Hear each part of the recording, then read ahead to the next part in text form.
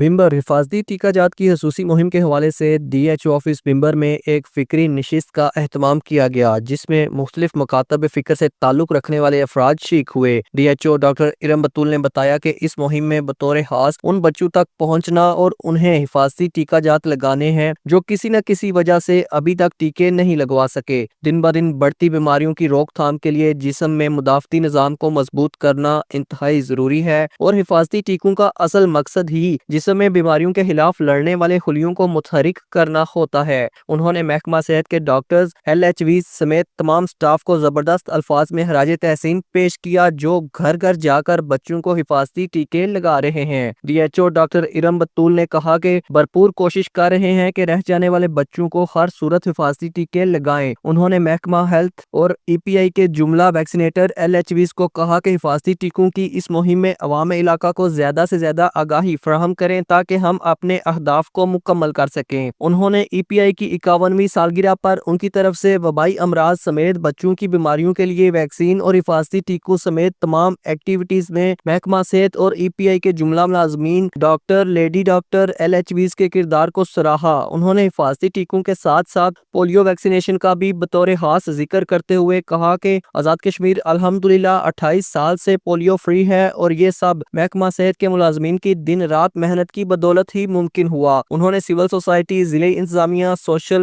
Print اور electronic media کا بطور خاص شکریہ ادا کیا جن کی بدولت یہ مہم کامیابی کی طرف گامزن ہے۔ راجہ فاروق جاوید، جے کے نیوز، کسگوما۔